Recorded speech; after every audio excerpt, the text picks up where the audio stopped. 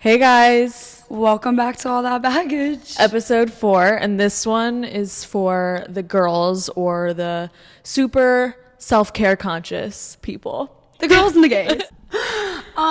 Yeah, we wanted to do an episode just focused solely on like women's health, but also overall health because before we became friends, both of us were very unhealthy. Very, very unhealthy, and honestly just not aware or cautious of our unhealthy patterns.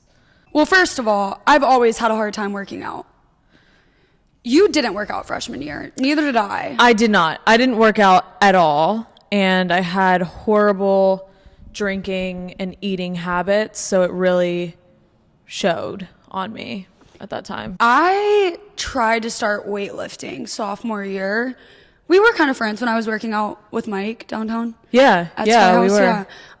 He's really cool. I'm gonna go back to him, but I got really into that for a little while. Then I started Pilates. I still haven't like fallen in love with working out. Okay, so freshman year, as I said, I did not work out at all. And then I kind of went to every workout you can think of ever. I did Orange Theory, I did hot yoga, I did bar, and then I randomly stumbled across Pilates. I don't even know how. I got into Pilates and now I go almost every day. I want to backtrack. When she was in the hot yoga phase, she drug my booty to hot yoga. I remember that. That was like kind of not the beginning. It was but close that to was the like beginning close of to our the beginning of the friendship. And I was like, no, you're gonna love it. Like you're gonna feel so refreshed after. She hated it. I walked out of there drenched in sweat. I was like, I have to wash my hair. Like, Yeah, you don't have a choice. yeah, I just, even like yesterday, I was laying on a hot bed at the spa for a super long time. I don't like hot workouts, I've realized. I used to say the same thing. I liked hot yoga, but if I'm gonna do a hot workout, I have to like work out. Yoga Yeah. to me isn't a workout. It's more relaxing, And like stretching. But if I'm gonna do a hot workout, I have to be like working out. Yeah. So I do hot mat Pilates. I actually did it today, and that is a workout. That's the only hot Yeah.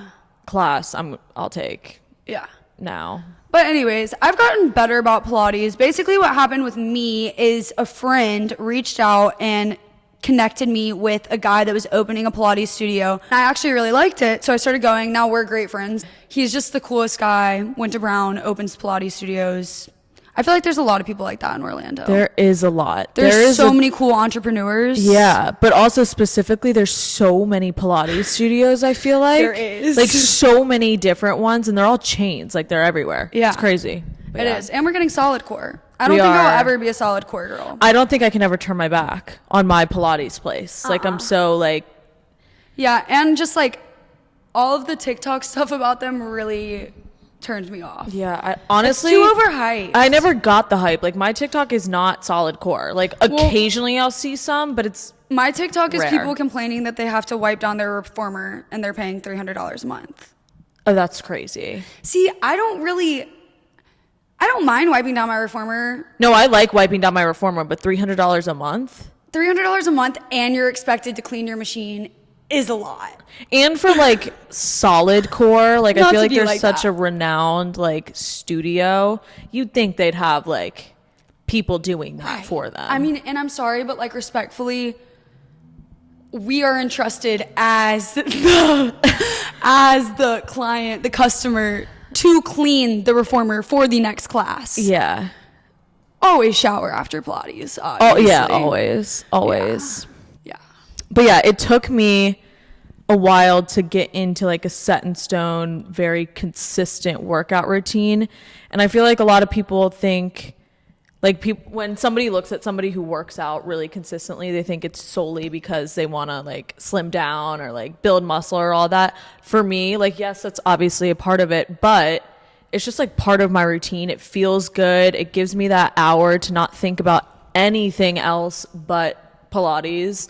And it just like has put me in so much of a better mental and physical state. So that's why I love it, because everyone in my life knows this. It's something I'm working on. I have a huge, huge phone problem.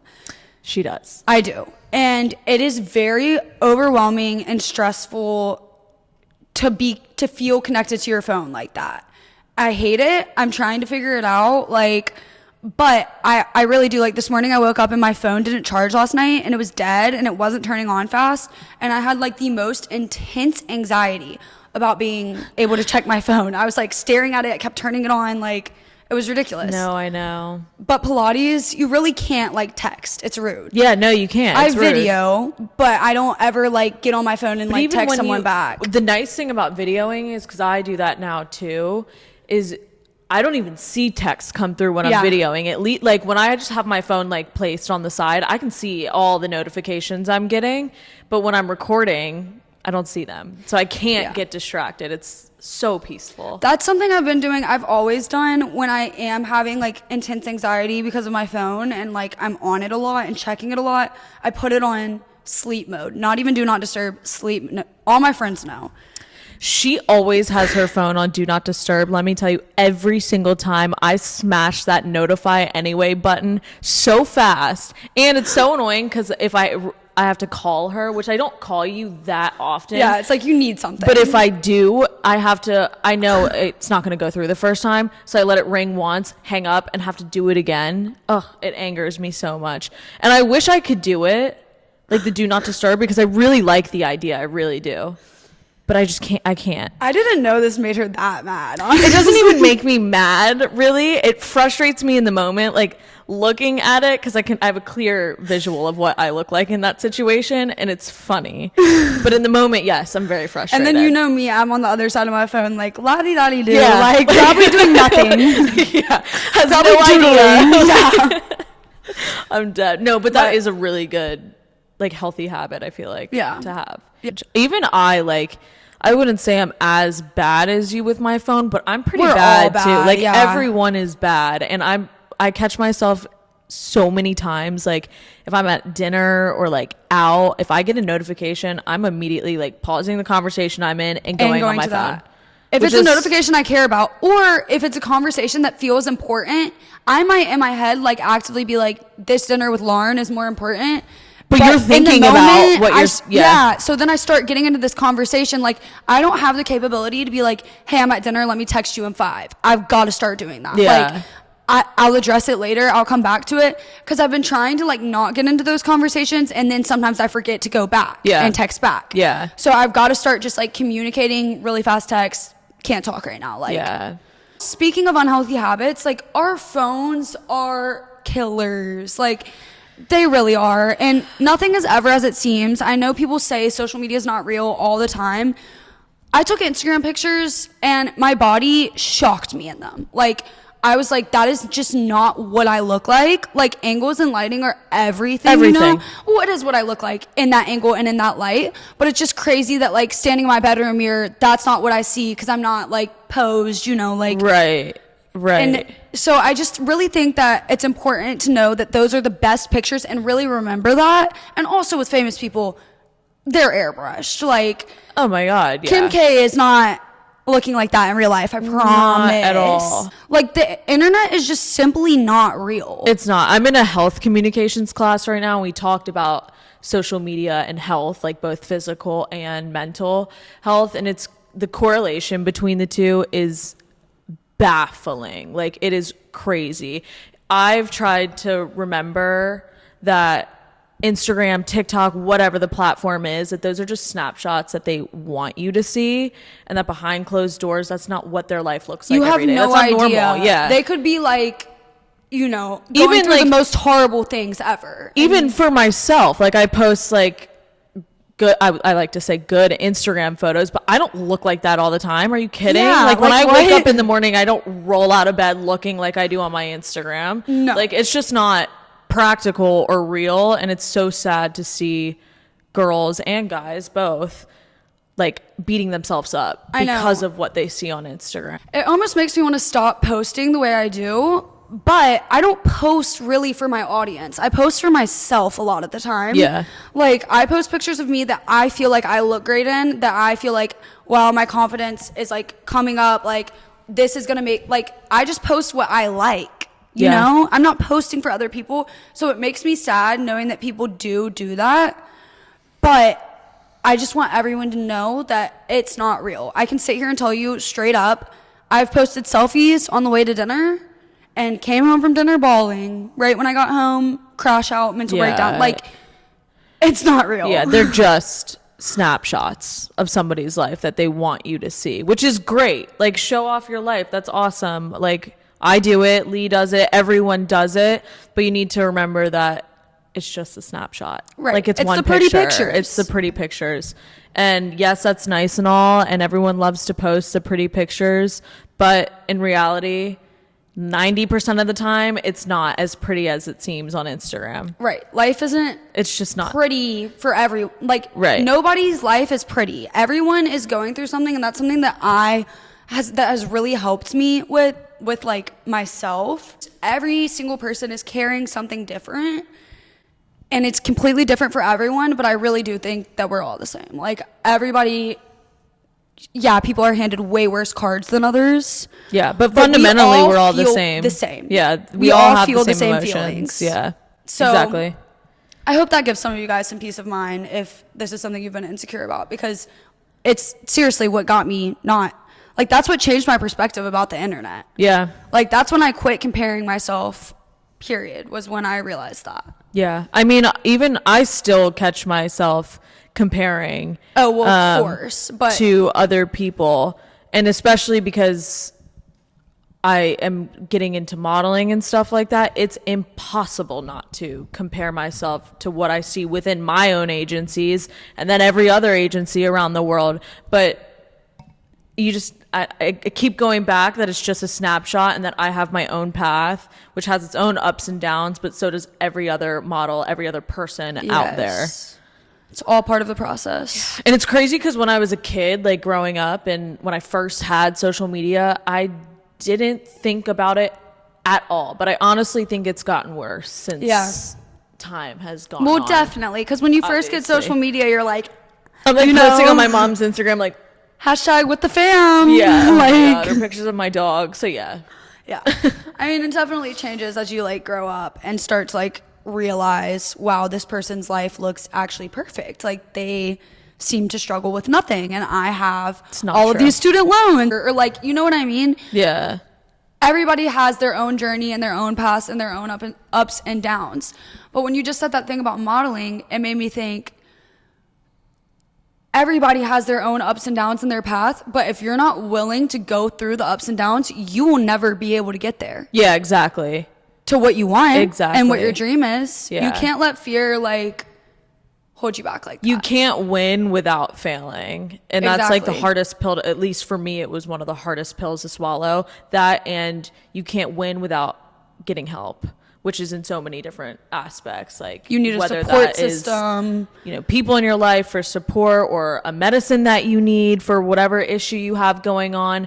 Doctors, Yeah, therapists, like accepting the fact that that's normal and everyone has some sort of help in some sort of way.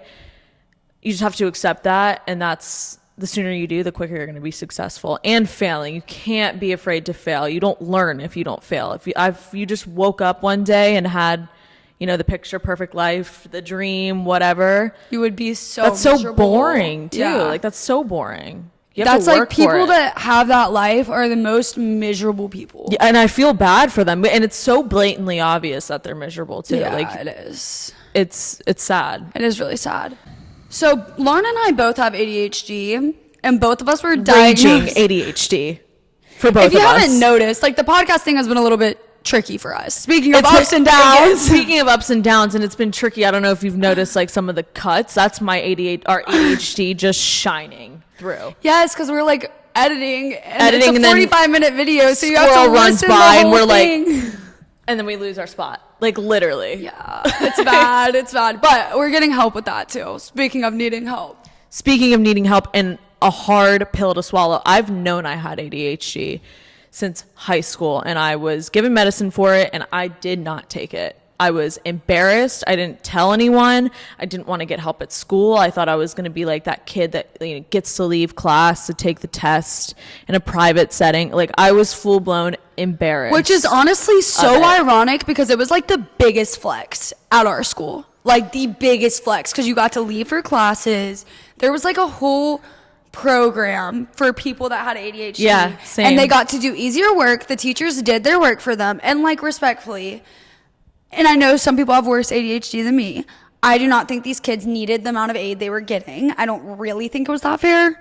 But doing the work. Yeah, no, that didn't happen at mine. I mean, it was like supposed to be like tutoring, but it was like Ours wasn't as extreme. they but had a lot of fun in their little small 4 ADHD kids class. we didn't have separate classes, but the accommodations and like leaving class and everyone knowing that like you had a learning disability. Yeah. Like I was mortified I could see that. of it. Absolutely mortified. But then again, back to Maryland being way more normal than Alabama. Like, which is weird though, because both of my brothers have ADHD and have been medicated for it since they were in elementary, middle school. So I don't know what the holdup was with me. I don't know if it was my ego or just being flat out embarrassed, but it's took something me a about while. though, like I wanted to get on medication when I got on medication because I needed it. And like my friends that had ADHD, I had already known that it helped them so much. So by the time I was going, like I was like ready to take it. Both of us take Vyvanse for our ADHD. Mm-hmm. And Vyvanse has really changed my mind about taking a pill every day. But the first time that a doctor told me I needed an anxiety pill, I did not want to take it. Yeah. It was just, I knew I had anxiety, but it was just like, I think also another thing for me in taking Vyvanse was I thought it was going to turn me into a robot and like take away my personality completely. And that, I mean, that's for any medication. It also doesn't help that I couldn't swallow a pill until I was about 17 years old. Like I was a kid that my mom would pour me 4 of the the children Advil chewable. So it was pill anxiety, what it would do to my personality, and just being embarrassed. But it's scary. it's so good. Once It's you so start worth it. Like it was the best decision I ever made to finally be like, you know what? I need this. There's a reason why I'm prescribed this, and I take it, and it's like a world of night and difference. day. Yeah, it's no, literally night and day difference. I got back on it because I got off of Vyvanse in college. I was like, I don't want to need this anymore. And then I got back on it this year, and I remember coming home and telling you, I feel like I can think in a straight line. literally. I remember walking to the laundry room and being like, this is crazy. Like my thoughts feel so organized for the first time in 2 years. Like this is scrambled eggs up here without Vyvanse. No, literally. I'll never forget. This is like one of the first times I had started like taking Vyvanse, I think, or maybe it was just one of those days where I was super wired, but Lee had gotten home and I was measuring walls with a tape measurer. Yeah, because when you for paintings, standing there with a tape measure, measuring the wall. I would never ever do that normally. I wouldn't think of it because the brain is so scattered all the time without the medicine. it was family portraits. Like it was like baby pictures of her little brothers that were in our With my apartment. tape measure. But neither of us, You can't. this is like the problem. Neither of us ever noticed those paintings there. Ever. No, never. And you know what? The amount of people that have come into our apartment, they're right there. Yeah. Nobody has made a comment on it. A couple people have a few times been like, yo, who are these kids? I've never heard anybody ask me. Anyone that has come over that isn't close with us and just came over to like hang out and left, like surely nobody thinks we're hidden baby mamas. I hope not. I mean, I'm on the wall. It does look like me, Yours kind looks of. like you, but there's also 2 young little boys on the wall too, my brothers. But I always forget about that. Yeah. I need to take them down. Okay, so note to self, I'm gonna order a painting tonight, I think. They've gotta go. I'm sure my parents would love them. Dang, they're would adorable probably love pictures, them, but yeah. I mean, they've just Or even in the guest room would be fine. It'd be cute in there. would it? If one of our friends comes over and stays and I'm just like baby me is death staring them from the wall. I can't. I don't They're know. really cute portraits though. They're cute, but they gotta go. On the topic of like public interest, these hoodies, They're new, guys. they're really cool. But anyway, a lot of people are asking for them. So I think you can see it. It's really Somewhere cute. in Miami. But we are gonna start a merch page. We have the 2 hoodies, but we're also going to be making like hats. We're going to make bag tags. We're going to make t-shirts, more like hoodies or crew necks. So just be on the lookout. The website is published. I haven't posted it anywhere. We need to do that. I forgot. But just be on the lookout because you'll be able to purchase these We need to hoodies. send I PR. can't like throw them out like free candy. Like I think people are under the impression that I can just like hand them out. They're I have, like expensive. 100 of them like in my back pocket. I don't. But they'll be for sale soon. Yeah. Just be on the lookout. We should send PR though to like our influencer friends. We That should. would be cute. We should. Cool people. Yeah, cool people. Like people with clout. Sorry, like I love my friends so much, but we cannot. They are so expensive to make merch. Yeah. I already knew this because I did it with KD when I was marketing. Yeah. And I like realized really not cheap. fast it gets so expensive, and the less you order, the more expensive it is. Yeah. And we have to order small quantities because we don't know how many of you guys are actually going to buy them. We can't just drop 10 grand on 100 hoodies. Like, Right, exactly. So, but they are going to be sold. So we're excited. we are really excited. Speaking of diagnoses, is that right? Diagnoses? Diagnostics. We have one of these in every episode so far. So I got diagnosed with PCOS freshman year in Orlando.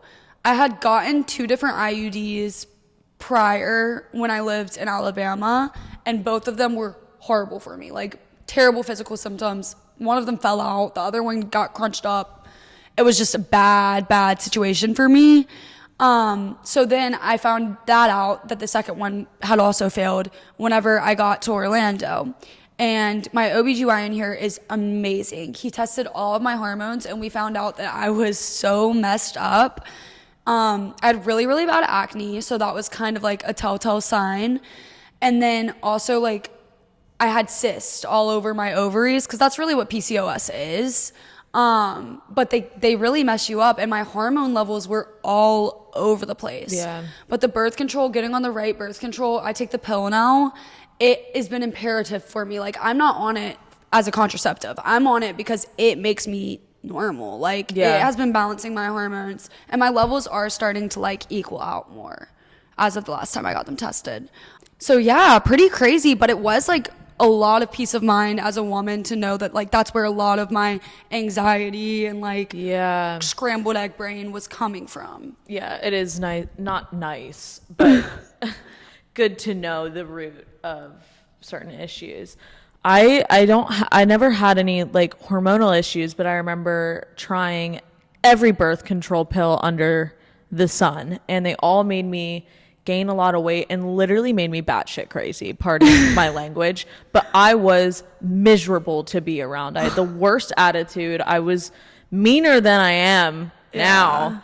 And I had no motivation. Like, it was just bad. And then I finally, have had an IUD since I was a senior in high school. Best thing to ever happen to me. It's I kind haven't of crazy. Like, it was horrible for me, great for her, vice versa. I haven't noticed any like no physical changes, but also no like mood changes, which is weird because it still is hormones, just a different. Yeah.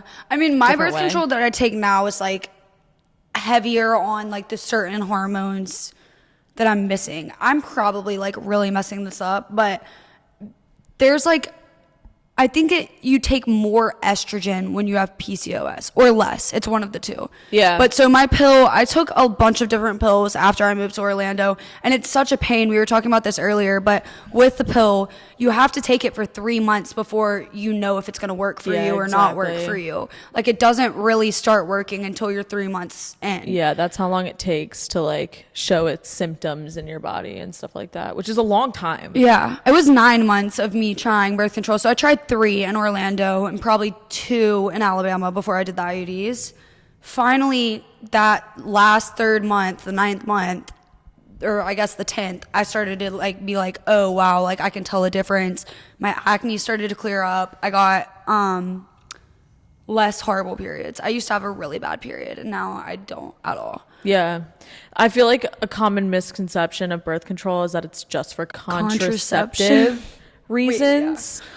And that's just there's so many things that birth control like effects, and it can either improve or make worse. But I mean, skin, mood, period flow, Your like whole everything. Like as Yeah. women, we're so hormonal based, and our hormones affect literally every aspect of our lives, whether we want to admit it or not. That like birth control like should, if you're on the right one, regulate everything. Yes. And I think that's just And I important to hate, remember. like, I kept hearing birth control is going to give me cancer. Like, people were saying that for a while. And people are still saying that'll I make you talked- like infertile or give you cancer. And it's like, I mean, nowadays they say if you eat 10 Cheez-Its, you're gonna die in I 10 mean, years. Like, I talked to my aunt about it, and she said, my aunt is an OBGYN. She said that is just not true. it's just not. She It said wouldn't it be is around for that good long. for you. if She it- said, please do not get off of it. It is good for you. I mean, I need it. Yeah. Like, And there's a reason why it was created and why it's been around and used for I All don't even these know how years. many years, but Right. so many, because it works and it is beneficial. it is.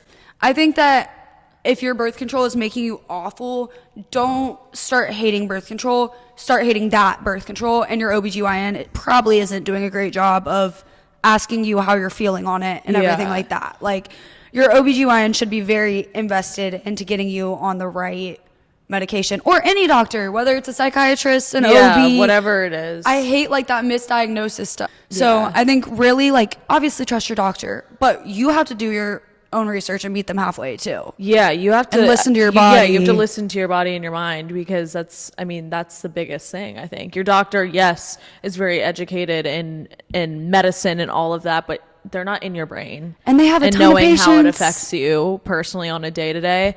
But yeah, it's a process. Like, I think it's very rare that a girl starts a birth control and that's it for her life. That it's like perfect Right. match. It's But I trial and also error. think back to like the doctor thing, we forget that. Like, we go to the doctor, and as Americans in our society, like, we're so entitled. We're like, this is my doctor. That's what you say. That's my doctor.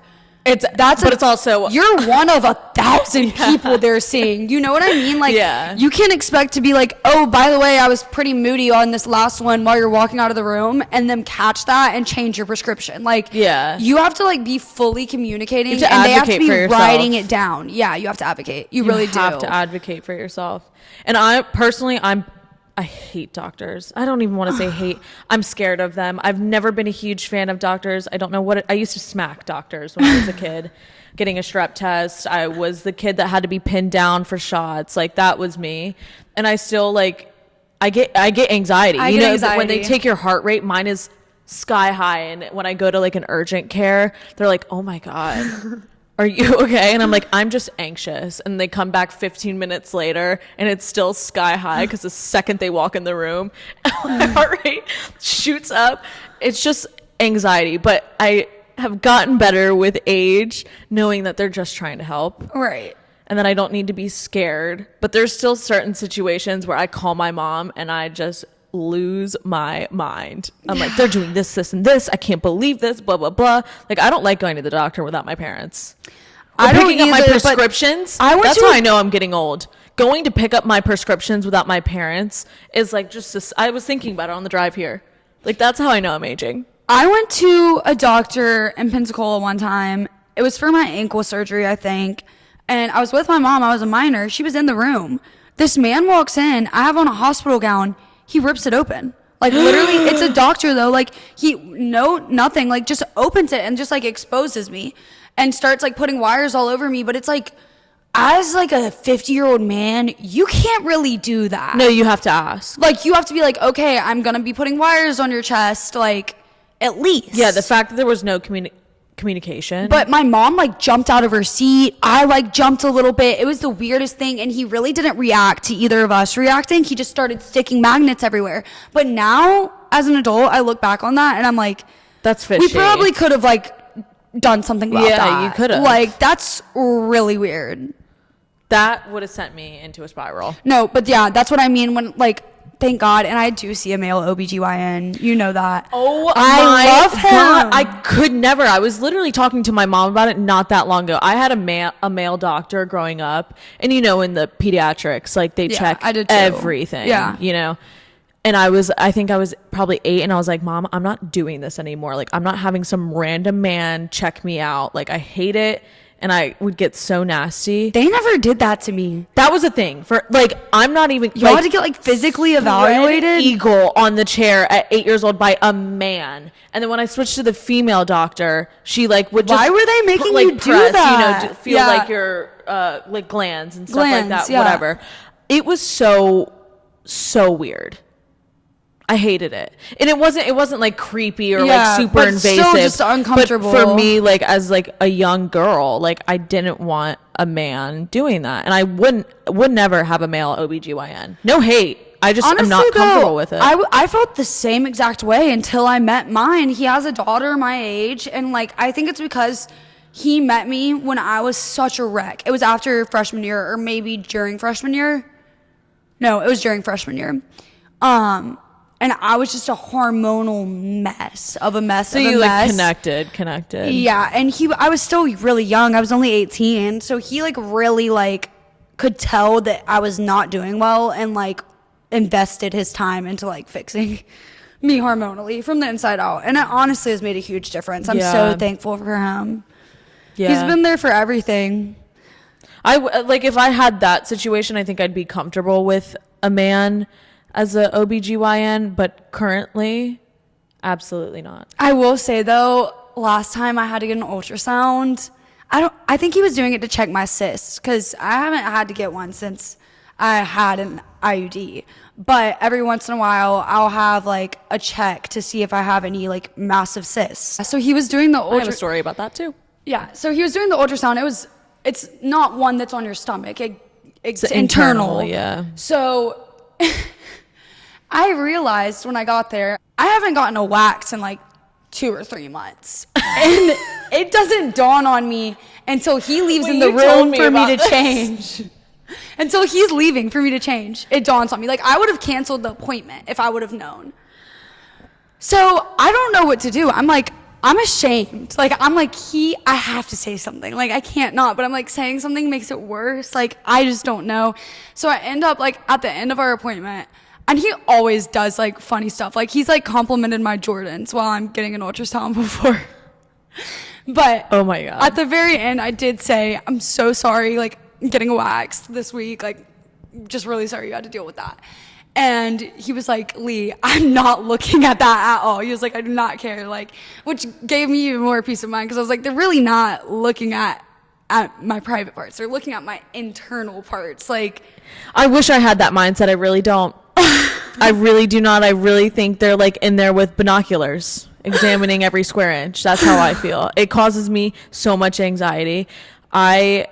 What was it, October? I was having this crippling pain in my lower right abdomen, and I went to this urgent care, and I'm in there like just in so much pain.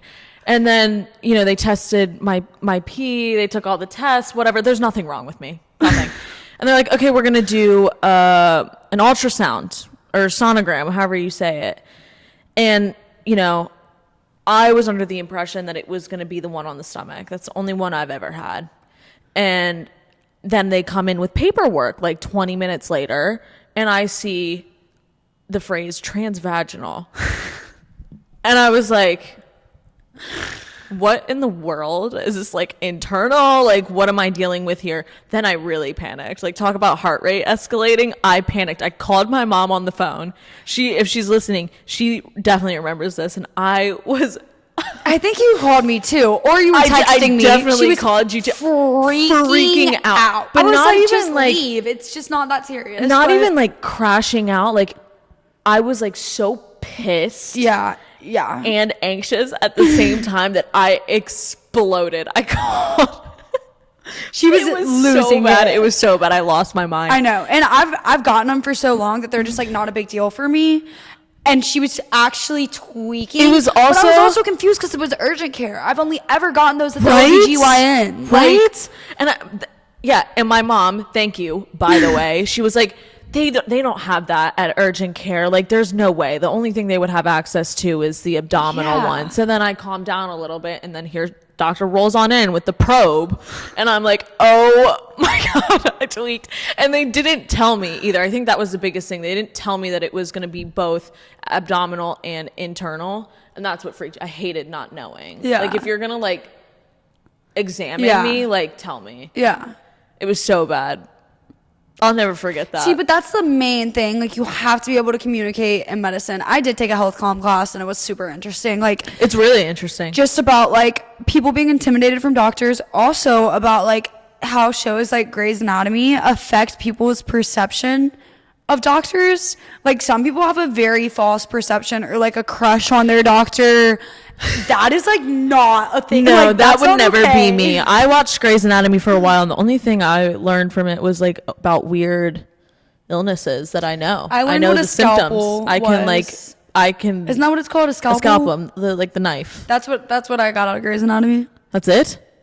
But I watched it a long time ago. Yeah, but no, I don't think my anxiety will ever fully go away with doctors. My heart is gonna skyrocket until I die. I hope my anxiety in general goes away. I really think it will. That's different because you've had that forever, like the fear of doctors. I have not always been this anxious. Like, this is definitely like trauma related, and I think it happened later in high school. But I remember a version of myself very young, but still like a teenager, that did not have anxiety the way I have it now. Yeah. So I'm hoping that like as life plays out, maybe it's like a seasonal thing. And I think that's another reason I've been really hesitant to get medicated. Because it comes in waves. Yeah. Yeah. And it's like I could have a really great day where I'm not very anxious, but I always have anxiety a little bit. So I don't know. I'm not like educated in the anxiety and depression department. Fortunately, I don't know how, but I haven't really struggled Yeah, you do with fine. that. I mean, I have anxieties, but it's situational. Well, Certain right situations now, cause me crazy anxiety, but it's not an everyday constant feeling for so me. mine used to, okay, when the traumatic stuff happened, that's when I started to get situational anxiety. Same. And then after all of the trauma ended, once I started healing, I got everyday anxiety. It's all about advocating for yourself in not just mental health, but in everything. I mean, we've talked about it this whole time, kind of. I mean, physical health, when you need medicine, to your doctors about anything, like, you Right. just have to be honest with Persistent. yourself and honest with your doctor, because nobody knows what's going on with you better than yourself. Right. You know what I mean? Like, Yeah. yes, the doctors have the textbook answers of whatever illness you have or whatever medicine you need, but your emotions and how you feel and how you're affected by whatever's going on is only known by you. So you have to advocate and say that to whoever is helping you. Truly. I think there's been a lot of times that I didn't know that. And like, even now it's so crazy that like now I'm like, I want to go to a psychiatrist and just like know my brain better. High school me was being drugged to a psychiatrist by my mom, and my mom didn't even want to take me there because, not that she isn't the most supportive, amazing person ever, but there's totally a stigma with mental health in Alabama. So she also like didn't want me to have like any problems outside Right. of ADHD. ADHD is accepted for some reason, but you can't be depressed or have anxiety because or an everyone eating has disorder. ADHD. If you have an eating disorder in my hometown, they tear you apart. And that's just like, like, for what? Right. Because the people are so miserable in their own lives that I they have guess. to latch on to someone But it's else's like that person's problems. struggling. Don't you see that? Like, it's, I'll never get that. But anyways, I do think I've come a really far way now that I actually want to go to the psychiatrist. In high school, I did not want to do it. I did not want to believe that I had anxiety or anything wrong with me. But also, like, I didn't. And then traumatic things happened to me. And then I did have something wrong with me. And that's the same realization that I came to literally this year. 2025 is my year of I'm not looking for anything. Like, I'm looking for healing and internal peace and like, like, Yeah. but you have to recognize that you were abused or that something happened that was traumatic enough to set you there. Exactly. You can't. And I wasn't accepting that. You can't get better at all until you accept whatever it is that brought you to the realization that you needed to get better or that you want to get better. Like, you have to come to terms with the reality of the situation before you make any improvement. And I mean, as I talked about earlier with my ADHD and dyslexia, I didn't share that, but I'm also very dyslexic. As soon as I was able to be like, you know what, maybe this isn't so bad. And bless my parents' heart, my mom was sending me articles about like all the ultra famous people that everyone knows and loves that are dyslexic and how successful they are. But when I finally came to terms and was like, you know what, this isn't that bad and I'm actually going to use it to my advantage. Yeah. That's when I started to see success. Right. So, Exactly. So yeah. Tom Cruise is dyslexic. I think that was the one that sold me. I was like, you know what? If Tom Cruise is dyslexic and he's like the epitome of movie star, I'm like, Yeah. I'm golden. I'm good. I think for me it does help a lot, but I just like, I would get so in my head, and I think this is super important. If you go through any sort of abusive relationship, first of all, you have to accept that it was abuse at some point, and then after you do that, you have to get help before you get into another relationship. Like, you don't know, your brain is not functioning and looking at men and relationships the correct way anymore. Like, and I think that's what I really didn't want to accept, because I didn't want to accept that. I mean, I said I didn't get abused for a really long time. Like, Me too. I did not want to accept that that's what it was. Yeah. Whether it was out of love or protection or whatever it was. But now that I have, it's really just about like I know that my brain doesn't look at. Now that I've accepted that, everything is better. Right. And it takes a while too, but it's so worth it. So worth it. Life is so much better on the other side. And honestly, even when you like realize and accept whatever you have going on, the work is not done. No. Nowhere near That's the done. beginning of it, actually. That's really the start of the work. Yeah. But it really does get better day by day. Yeah. And it's worth it too. It's so worth it. I mean, It is. in both of our lives, I can look at different places where we were, and it's like, if we would have stayed there, even though we wanted to stay there Yeah.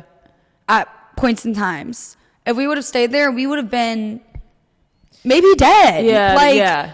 Like, it's scary to think like what could have happened if we stayed or if we didn't realize like it wasn't good for us. Because I mean, you see all these like stories on the news of like people going missing or like, you know, a murder. Like, I know there's so a lot extreme. of relationship stuff though, but it's not extreme. But it's is the thing. yeah. That's how it starts, really little, and then it gets crazier and crazier. I watched it spiral out of control in like a year. Yeah. Like, it went from things were bad and good to things were really bad and really good to things were horrible, terrible, and then sometimes just really bad. Yeah. Like, in that fast. I can't imagine what 5 more years would have looked like. Like, horrible. Again, advocate for yourself. So And it's part of self-love, honestly. it is. That's a common theme for me. Ignoring until I can't anymore. Yep. I mean, it shows in my past relationship. It shows with my ADHD and starting medicine for that. It shows with getting into a good, healthy routine. And it showed for acne for me in high school. I mean, it's everything. And I don't know if I'll ever break that cycle entirely and just be like, you know what, I have this problem, let me address it. I'm definitely gotten better. Yeah. Definitely gotten better. But you can't ignore what's like right here in your face. Right. And you won't get better. You won't succeed if you don't address it. Like, you just have to address it and come to terms with it, because it might seem like the end of the world. Like, for me, like, acne was in high school when it was really bad for me. End of the world. I was like, I am never ever gonna get a boyfriend. I'm never gonna be pretty. Like, all that Makes all me that so stuff. sad, because that's so real when you have acne. Oh, it's Acne is horrible. you would never don't know get though, it in until high you get school it so with bad. me though. You would never know. I hid it so well. Yeah.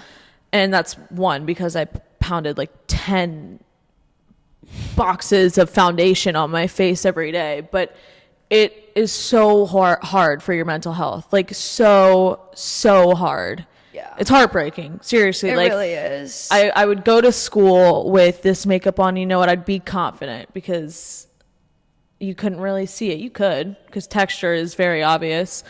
But I thought I looked great. And then I'll never forget, I would push off, like, taking off my makeup and doing my skincare as late as I possibly could. Like, I would actually To Snapchat everyone with your makeup on? I would not Snapchat anyone without makeup on. I did that in high freshman year school. of college when my acne got really bad. I literally, my 1 year ago today, I was breaking out, like, the PCOS breakouts are around your mouth, all, like, around my mouth and chin area, and it really did look so bad. Like, it looked painful. Like, I had cysts up on my Yeah. upper lip, and I remember just not even going on Snapchat because I didn't want to see my face, and your camera pops up. If I didn't have on in a makeup, I mirror just... too. Yeah, it's like the fact that, looking back, and the fact that I was so self-conscious about something so normal, and like would go to extreme measures to make sure nobody saw a singular mark on my face is crazy. It's sad. It is sad, but it's real. I mean... it's so real. And it's That's like, how I was freshman year of college. I was grown then. yeah, and even, I mean, the only reason why my skin was clear in college is because I went on Accutane, which was the absolute last thing that I wanted to do, and I made sure of that because I tried every topical, every oral thing, like everything that is for acne, I tried, and nothing worked. Yeah. So then I had to get on Accutane, and it made my skin crystal clear. But before that, like... I'm actually still on Cesar for acne. I forgot about that. That's a medication that I take. It's like goes hand in hand with my birth control, but it's from my dermatologist. I think that's helped a lot. My skin in the past like 5 months has gotten better. Yeah. Because I wanted to go on Accutane really bad because her Accutane journey was like great. Like It was easy for me. I didn't really have to deal with any of like the like internal symptoms. Like it makes some people crazy or depressed and joint pain, all that stuff. I really just had like the dry skin, but I lost my hair. yeah. My hair fell out. Not dramatically, like it wasn't coming out in clumps or anything, but what Accutane does is literally it dries you out entirely, like everywhere. So you're not producing like the natural oils. So it was that with a combination of the mass amount of bleach I was throwing in my hair at the time. It fell out. But that's really Yeah. it. But I just wanted to get on it because I felt like I had tried so many pills and so many topicals, and I was like, this is like my last resort. This just like isn't fair anymore. Like I just want it gone. Like Yeah. I'm 21 years old. Actually, I was still 20 then, because really after my birthday is when my skin started like looking great. Yeah. But they would not put me on Accutane, remember? I would leave the dermatologist sobbing because like Yeah, they wouldn't. I remember that. they would agree to put me on it, and then I would go get my blood tested, and then I would go back to the appointment to get on it, and they would be like, your skin's too clear now. Like that happened 3 times, and I'm like, okay, just because like this one bump healed, but I still have all of this, now you think my skin's clear enough to not do it? That was also me in the beginning before I got on Accutane, because in the summers when I was in the sun at the beach all summer, my skin would Clear up. clear up so bad. And then I would always go to the dermatologist when I got back right before school. So my skin was crystal clear, Perfect, which yeah. I loved. That was purposely planned on my part. But it was crystal clear, and then it would start breaking out immediately after I lost my tan. Yeah. Like really, really bad.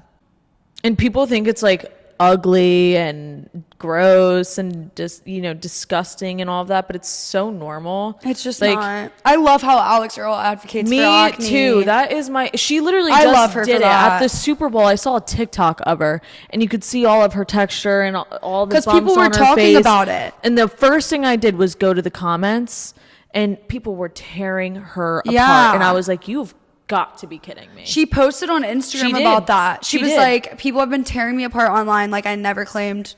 Like everyone is well aware that She she's had always problems. says, she always talks about her acne and her texture and all of that, And how she her has, skin like, is that so painful far down the from neck. Yeah, her skin is so far from perfect, but she is absolutely stunning. Right. And of course it looks perfect. Again, going back to social media isn't real. Yeah, airbrush. But yeah, some of it's airbrush and some of it's also just like Patrick Light- Taz doing and, your like, makeup. lighting Yeah. is everything. Yeah, yeah. And Absolutely everything. It's crazy. those makeup artists too, though, they can like they can do crazy They're work. trained to like camouflage they take that stuff. on and they can cover the texture. Yeah. Like they blur and whatever. Like just always remember that.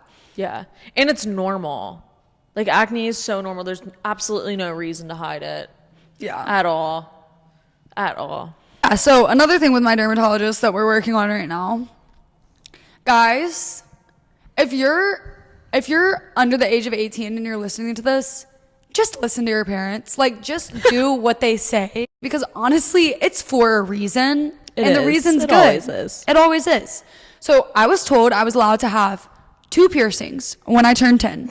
One here and one here. So what did I do the second I turned 18? Actually, when I was turning 16, I double pierced my ears myself. And I was told that I was not getting a car anymore. So Oh, boy. I very quickly ripped them out. And then I think I might have done my double senior year of high school again. And then I got to college and I went crazy. Like Woodward summer going into college, I got my thirds and my cartilage. Came back, got my fourths in Orlando, got 2 up here at Coachella, got another one in between my cartilage and my fourth on this side in Malaysia. And for a long time, everything was fine. Like, they all healed normally. And honestly, I was kind of addicted to getting pierced. Yeah. And then one day I woke up with literal warts on my ears. Like, I'm not kidding you. I have keloids. I didn't know what a keloid was when I got these piercings. But so the dermatologist has to burn them off of me. Well, right now he puts shots in them. I wish you really can't see them anymore. No, you They've really gone can't. down so much with the shots. But yeah, he's going to sit there and burn them off because I didn't listen to my parents. And not to mention, at the same time that all of these keloids developed, my belly button started being crazy. Like, anytime that I never would take out my belly button ring, it would only fall out sometimes. Anytime that it fell out, it would be so painful to get back in. And I had it for like 2 years. So I was like, this is not normal. Like, I've never had this problem. Yeah. Finally, it was hurting so bad. Like, my little was trying to get it in and she couldn't get it in. And I'm like, now I have a gaping hole in my belly button and I can't have a belly button ring and I don't want one. Just don't do that. Like, you're not going to be 30 with a belly button ring, so don't get one. Like, stupid. Yeah. Yeah. I never did that with piercings. I have 3 on each side. I wish I could even have 3. Now I can't have 3. I can only have 1. Well, And my mom doesn't even hate the doubles anymore. She's like, 2 to 3 is fine. yeah, I think I'm going to start taking out my 3rd. But I took a different route with permanent ink in my body. Now, in the last episode, we know I went on a little rampage about how I love men with tattoos, and that still very much stands. But I have what, 6 tattoos? Yeah. I think 2 of them I got without my parents' permission. I just went and got them. Let's just say they were not too happy, and now I'm getting them lasered off. Not because I hate them, because modeling, it's easier to not have tattoos because, I mean, most models don't have like crazy tattoos that you can see or are super visible. But, you know, just the key lesson from both of our stories is listen to your parents. If they don't approve of it or you're not telling them, there's a reason, because you know they're going to say no, and there is a reason why they're saying no. And you can end up with keloids or a painful laser every 6 weeks. So Literally, I look back and I think about how much I hated my parents for not letting me get these piercings, and I'm like, you idiot. You idiot. Oh my gosh. And I don't even think I would have wanted them that badly if I wouldn't have not been allowed to get them, you know? yeah, It was totally like the fact that it was a strict rule. rebellious. Yeah. I mean, everyone has those moments. Everyone. Maybe just don't make it a permanent hole or tattoo. Yeah, rebel in different ways. Yeah, rebel in a different way. Like skip a that, class you're just or setting something. yourself Yeah, up I for don't know. failure. Yeah, I don't know. Buy a risky outfit. Like it's not permanent. Don't make it permanent. Yeah, please. But Please God. But I didn't think my piercings were permanent. I thought that I could just take them out and they would go away. I knew my belly I would have to get lasered at some point, but like they laser it? I didn't know that. they literally melt your skin back close. It's gross. with the laser. They close the whole entire piercing. But I have to do that because I'm not going to get pregnant and have that line. I'm sitting here acting like I'm going to get married when I won't get a boyfriend. Like, I'm not dating anymore. So She acts like she's not going to get married. Yes, you are, because I want to be a maid of honor. I want to move in with you and your husband. Honestly, I do. I'm going to have a guest house and Lee's going to... Actually, no. My husband can sleep in the guest house and Lee can sleep with me. Yeah, we can send him out. Like, good night. you can go have sleepovers He with can them sleep in the sometimes. doghouse. Like, I dead. can't. But I'm yeah. dead. No, but my dance teacher had a belly piercing, and apparently, like, it stretches when you get pregnant, and it doesn't actually like ever go back to its normal size. I don't think. Oh, hell no. I didn't know Maybe that. maybe that's situational, just because it like skin elasticity. But I know if it breaks, it's really bad news. Because if your piercer didn't pierce you right, and then you get it could pregnant, snap. I can't even. Yeah, think then about you're it. screwed. Ew, that reminds me of like earrings getting ripped out. I hate Or like that. those people with those like Holes, gauges. like that's gauges. I think they're called That is gauges. absolutely disgusting. I just don't. It just looks so painful. It does. I can't. And then it looks gross without it. I mean, it looks gross with and without it. But yeah, when you take it out, you have just that huge hole. Yeah. And imagine you change your mind about that. You got to have a reconstructive surgery at that point. Yeah. Which that's what they were beyond telling a me. laser. They were like, we can put you under and do surgery on your keloids. I was like, okay, I'm not going under. You can't even tell. Like, they're not that bad. But No, they're not. No, that would the be crazy part, though, is they can't guarantee they'll go away from the surgery. So people are going under for the surgery, and the keloids have their own brain. It's just scar tissue, so it could scar back over after Yeah, they I remove need it. like at least a 90% success rate same. if I'm going under the knife. No, theirs is like 50. This is like not even. Yeah, no thanks. I'm not taking my chance. I And then wouldn't I'm take gonna my wake up chances with on that. bandaged ears and like be in pain and have like huge scabs on my to ears. like maybe have to do it all over again. That'd be horrible. yeah, no. That would be horrible. No, yeah. I think that's kind of why both of us have refrained from doing anything physically to ourselves. Yeah. Because we think we're too young for plastic surgery, honestly. Like, It's honestly for me, it's not even that I think I'm too young. I just don't like the idea of looking fake. And to be honest, I'm going to be quite honest, going under scares me. yeah. I need to get my nose fixed. This isn't plastic surgery. I need to get my nose fixed. I because had of the that surgery sinus too. issues that I have now, but I don't even want to do that. Yeah, but you need to do that. I know. It does suck, but she has what I had in high school. And I got like my septum fixed or whatever. And you do have a little bit of a bump that they'll probably. A little. I have a huge bump. Well, I walked into the Guidewell emergency urgent care. This is how I found out about the sinus issue. I was walking in for a sinus infection because I get them all the time. And the first thing this doctor says to me, she was like, "Your nose is crooked." I'm like, like, are you kidding me? Not like, "Oh, how are you feeling?" Like, you look, I don't know. You say, no shit, I have a sinus infection. Like, I'm like, that's the first thing you're going to hit me with. That my nose is crooked? You think I can't see? Like, I know. I and never then, noticed it. You know, I thought it wasn't noticeable until the doctor pointed it out. So I love my crooked nose.